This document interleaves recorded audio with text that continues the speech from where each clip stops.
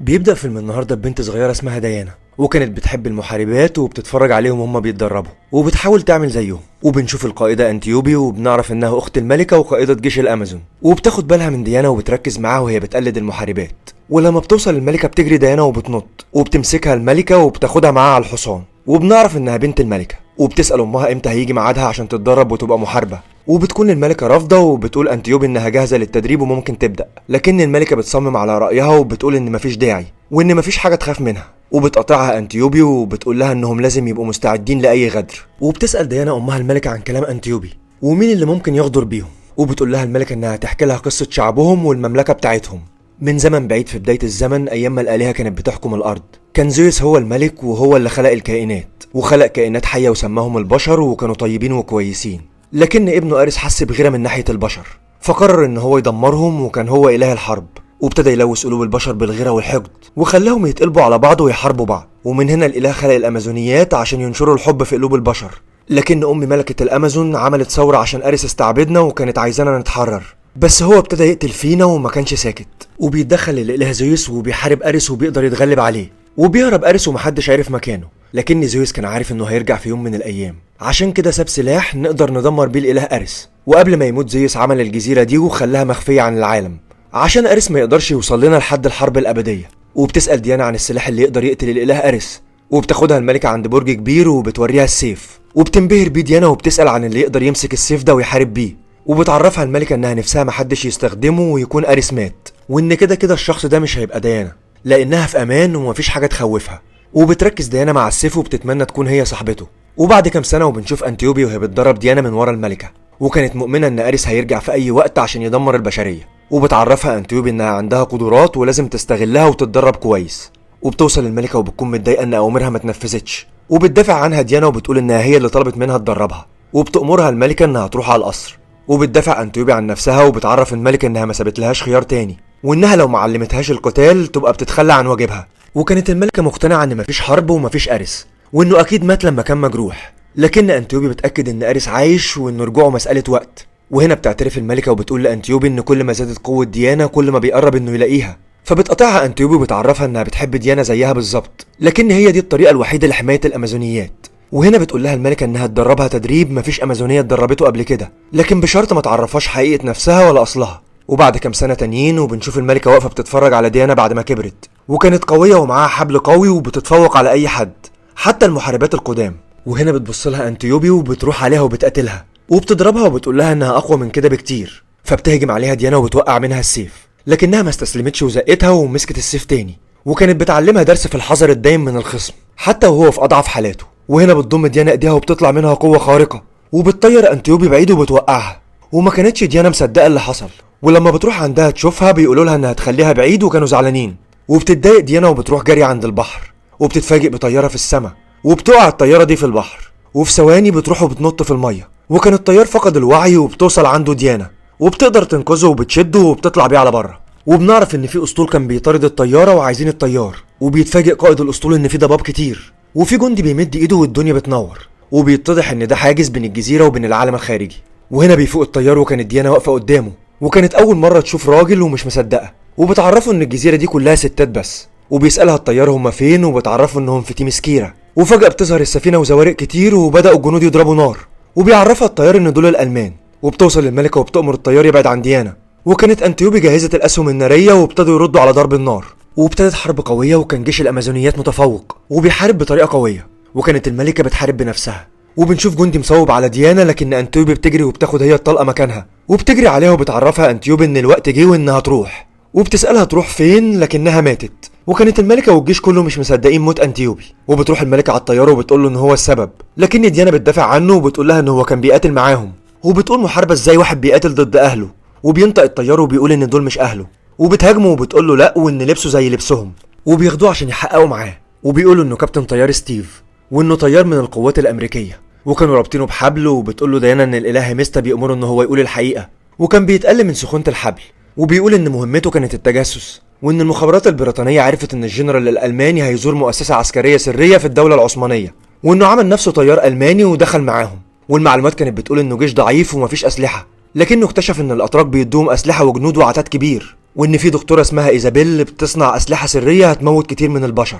وفي الوقت ده والجنرال بيتكلم مع الدكتوره سرق اجنده الابحاث كلها، وبتشوف الدكتوره وبتؤمر بالقبض عليه، لكنه قدر يركب طياره ويهرب بيها، وانه لازم يسلم المعلومات دي للقياده البريطانيه عشان يمنع موت ملايين من البشر ويوقف الحرب. وبتساله ديانا حرب ايه اللي يوقفها، وبيعرفها ستيف ان 27 دوله في 4 سنين 25 مليون ضحيه، جنود ومدنيين ستات وعواجيز. وكانت ديانا بتسمع ومتاثره قوي، ولما سابوه ومشوا بيسال المستشارين الملكه لو هتسيبه، لكنها كانت خايفه تسيبه يروح يجيب جنود ويرجع تاني. وبتتدخل ديانا وبتقول ان البشريه بتتدمر، وان اكيد اللي عمل كده هو ارس، وانهم لازم يسيبوا الطيار يمشي ويروحوا معاه. وبترفض الملكه وبتعرفها انها مش هتعرض جيشها للخطر في حربهم، وبتقول لها ديانا ان دي مش حربهم وان الاله خلقهم عشان يبقوا طيبين وعادلين. وبتصمم الملكه على موقفها وبتقول لها انها ما تعرفش البشر وانهم مستعدين للفساد، وبتفاجئها انها مش امازونيه وانها مش هتقدر تحارب ارس، وبتأمرها انها تقفل على الموضوع ده. وبعد شويه وكان ستيف بيستحمى في البحيره وبتدخل عليه ديانا وبيسالها هم فين، وردت عليه انها قالت له قبل كده، وكان مستغرب انها ازاي بتعرف تتكلم انجليزي.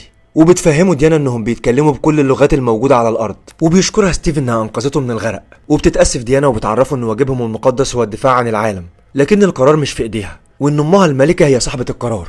وبعدها بنشوف ديانا وهي بتنط على البرج الكبير وكانت رايحه تجيب السيف والدرع، وبنعرف انها قررت تروح مع ستيف. وهما بيهربوا بتظهر الملكه فجاه، وبتقول ديانا انها مش هتقدر تقف تتفرج وكل الابرياء دول بيموتوا، وان لو مفيش حد هيحمي العالم من اريس يبقى هي اللي هتحميه. وبتقتنع الملكه وبتقول لها انها مش هتقدر توقفها، وبتديها الشاره بتاعت انتيوبي، ودي كانت شاره اعظم محاربه في تاريخهم، وبتسيبها وبتمشي. وبيركبوا المركب وبتسال ديانا قدامهم قد ايه، فبيفهمها ان في حربين، وبتقطعه انها عايزه اكبر حرب لان اريس اكيد هيبقى هناك. ولما بيقول لها اريس ده اله الحرب بتقول له اه، وكان مستغرب قوي من كلامها.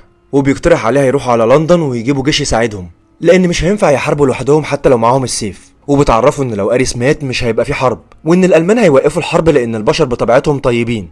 وبيدخلوا يناموا وبيسالها ستيف هي ازاي ما شافتش رجاله حتى والدها، فبتقول له انها ملهاش اب وانها مخلوقه من الطين. وبنروح عند الجنرال والدكتوره وكان بيسالها لو عندها جديد في الاسلحه، وبتعرفوا ان الالمان هيوافقوا على الهدنه، وبيقول لها لا، وان القيصر مجرد ما يشوف السلاح الجديد هيرفض يوقع على الهدنه. وبتكون عامله للجنرال مفاجاه وبتديله غاز يرجع له قوته، وبيكسر الانبول وبيشم الغاز اللي طلع منه، وبنشوف انه بقى زي الوحش والمكان كله بيتهز، وبيقدر يكسر المسدس بايده. وفي الوقت ده وكان ستيف وديانا وصلوا على لندن، وكانت ديانا عايزه تروح لاريس، وبيقول لها انهم لازم يوصلوا المذكره اللي معاه دي للقياده. وبيدخلوا على مكانه وبتغير ديانا لبسها عشان محدش ياخد باله منها، وبيطلب منها انها تسيب السيف والدرع مع المساعده بتاعته. وبيمشوا في طريقهم وبيحس ستيف ان هو متراقب، وبالفعل بيظهر واحد وكان عايز منه المذكره عشان يرجعها للدكتوره، لكن ستيف بيشتبك معاه وبتتدخل ديانا في القتال، وكانت بتصد الطلق بايديها وبتطلع الحبل بتاعها وبتمسكه بيه، وقبل ما تقتله بياخد حبايه وبيموت، وما كانتش تعرف هو اخد ايه. وبعد كده بيوصل ستيف على الاجتماع وكان معاه ديانا، وبيطلب منه القائد انها تطلع بره، ولما بتطلع بيطلع معاها وراح وراه القائد وكان متضايق لانه ما يعرفش مين دي. وبيديله ستيف المذكره السريه بتاعت الدكتوره، وبيطلب اجتماع عاجل عشان يفكوا الشفرات. وبيوصل واحد اسمه باتريك وبيسلم على ستيف وبيشكره ان هو جاب ديانا معاه، وبيستغرب ستيف لكنه بيعرفهم على بعض، وبيقول له انها شريكته وان هي اللي ساعدته يوصل المذكره لحد هنا. وبالفعل بيجتمعوا لكنهم ما كانوش عارفين يفكوا شفرات المذكره، وكانت الرموز باللغه العثمانيه والسومريه، وبتساعدهم ديانا وابتدت تفك الرموز، وبتعرفهم ان دي معادله لغاز الخردل واستخدام الهيدروجين بدل الكبريت. وهنا بيقول الجنرال ان كده الاقنعه مش هيبقى ليها فايده، وبيقول ستيف انه هياخد مجموعه ويوقفوا استخراج الغاز قبل ما يخلصوا عليهم. وبيرفض الجنرال وبتتضايق ديانا، وبتعرفه ان في عالمها الجنرالات بتحارب جنب الجنود وما بيستخبوش في المكاتب. وبيزقها ستيف وبيحاول يسكتها، وبياخدها وبيطلع بيها على بره، وبتكون ديانا غضبانه وبتقول له ما يستسلمش لكلامهم، لكن ستيف بيعرفها انه مش هيسكت وان لازم يشوف جنود تساعدهم وانه مستعد يحارب. وبياخدها وبيروح على مكانه وبيقابل اصحابه، وبيوصل عندهم باتريك وبيساله هو بيخطط لايه، وبيرد عليه ستيف وبيقول له انه عارف انه جاي يقبض عليهم، لكنه بيقول له لا وان هو هنا عشان يساعدهم بشكل غير رسمي. وبيساله عن خطته، فبيقول له ستيف انهم لازم يدمروا مصانع الغاز وانهم لازم يقتلوا الجنرال والدكتوره، وبيديله باتريك فلوس وبيقول له انهم اكيد هيحتاجوها. وبيسافر ستيف وديانا على المانيا، وبتقول له ديانا ان الغاز ممكن يموت الناس كلها. وفي الوقت ده كان وصل الجنرال على مجلس الحرب وبيحاول يوقف الهدنه باي طريقه، لكنهم كلهم بيرفضوا، فبيضطر يحدف عليهم قنابل الغاز وبيقفل عليهم الباب وبيخلص عليهم وكان معاه الدكتوره. وبنرجع عند ديانا وكانت ماشيه في الخندق وبتقابل ست وكانت بتعيط، وبتقول لها انهم اخدوا منهم كل حاجه في القريه، ولما سالتها فين قالت لها الناحيه التانيه. فبتروح على ستيف وبتقول له انها لازم تساعدهم، وبيعرفها انه مستحيل وان الضرب شغال والمدافع متوجهه على القريه الناحيه التانيه. لكن ديانا بتفك شعرها وبتلبس شاره انتيوبي، وبتعدي ديانا من فوق الخندق وبتنزل ساحه الحرب، وابتدى الضرب يشتغل عليها لكنها كانت بتصد بايديها كالعاده وبتكمل جري. وهنا ستيف وجنوده بينطوا وراها وابتدوا يموتوا فيهم، وكانوا ابتدوا يغطوا ديانا، وبتوصل وبتدخل القرية، وكانت عملت خطة وبتطير في الهواء وبتنزل فيهم قتل، وكانت قوية جدا.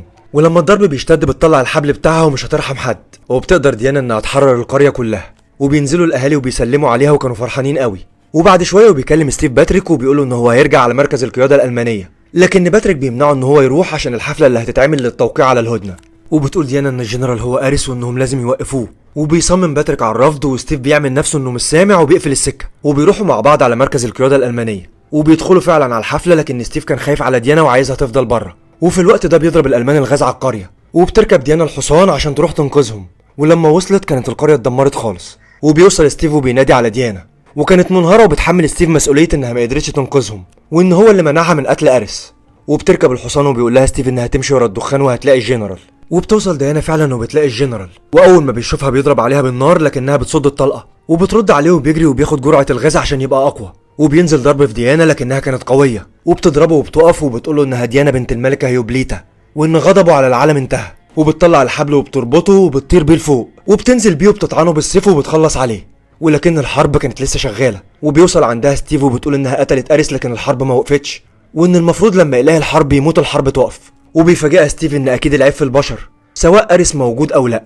وهنا بتقول ديانا ان امها عندها حق في نظرتها للبشر، وانهم ما يستحقوش واحدة زي ديانا. ولما بيعرف ستيف انها مش هتساعدهم بيسيبها وبيمشي. وفي نفس الوقت وبتسمع ديانا صوت، وبيظهر باتريك وبيفهمها انها عندها حق، وانهم ما يستحقوش المساعدة ويستحقوا الموت والخراب. وبتبتدي تستوعب ديانا ان هو ده اريس، وبيأكد لها شكها وبيقول لها ان هو مش عدوها، وان الوحيد اللي يعرفها ويعرف البشر كويس. وبتدخل عليه بالسيف لكنه بيختفي، وبيظهر بره المكتب وبيقول انه كان عايز الآلهة تشوف شر البشر، وبتروح عليه عشان تقتله وبرضه بيختفي. وبتلف وبتشوفه وبتضربه بالسيف لكنه بيصده وبيحرقه. وبتتصدم ديانا وبتقول ده سيف قتل الآلهة، وبيقول لها لا، وان مش السيف قتل الآلهة، وان هي قتلت الآلهة. وبيحكي لها ان زويس ساب طفلة مع ملكة الأمازون وانها سلاح ضده، وبتربطه بالحبل وبتقول له انه كذاب ويقول الحقيقة، لكنه بيصمم على كلامه وبيقول ان البشرية سرقت منهم العالم ودمرته بالشر والحروب، وان هو الوحيد اللي كان شايف ده، لكنه كان ضعيف وما يقدرش يعمل حاجة، فعشان كده همس لهم يصنعوا أسلحة وتركيبات جديدة، لكنه ما أجبرهمش على استخدامها. وبيكمل كلامه ان هو مبسوط انها شافت بعينيها اللي الآلهة ما عرفوش يشوفوه، وبيعرض عليها يتحدوا مع بعض ويحولوا العالم لجنة. ولما بترفض بيمسك الحبل بإيده وبيفجر المكان، ولما بيقوم بيهجم عليها وبيتقاتلوا. وفي الوقت ده كان ستيف رايح يفجر الطيارة اللي عليها الغاز، وبيوصل عند ديانا وبيشوف الطيارة وبيجري عشان يسيطر عليها، وبيتحول أريس لصورته الحقيقية، وبيقول لديانا ان هو هيقتلها. وبيروح اصحاب ستيف وبيدمروا مكان تصنيع الغاز وبيخلصوا على الدكتورة، وكان أريس رابط ديانا وبيضربها جامد. وفي نفس الوقت وكان ستيف قدر يسيطر على الطيارة، وبيفجر الطيارة وهو جواها وبيضحي بنفسه عشان ينقذ العالم. وبتشوف ديانا الطيارة وبتصرخ وبتغضب وكانت مقهورة على ستيف، وبتقوم وبتكسر الحديد وبتطير أريس وبتضرب أعوانه وبتموت فيهم، وبتطير وبتنزل أريس على الأرض وبتنزل فيه ضرب لكنه بيضربها وبيقوم تاني، وبيجمع قوته وبيروح عليها، وبتضم ديانا ايديها وبتضربه بقوتها الخارقة، وبيطير بعيد وبيقع على القناع بتاعه، وبيقوم وبيقول لها ان هو هيقتلها، لكنها بتضربه ضربة تانية ودي كانت الضربة القاضية، وبيموت أريس وشره، لكن شر البشر عمره ما هيموت. وبنعرف ان سر دمار البشرية هم البشر نفسهم. وبكده خلص الفيلم.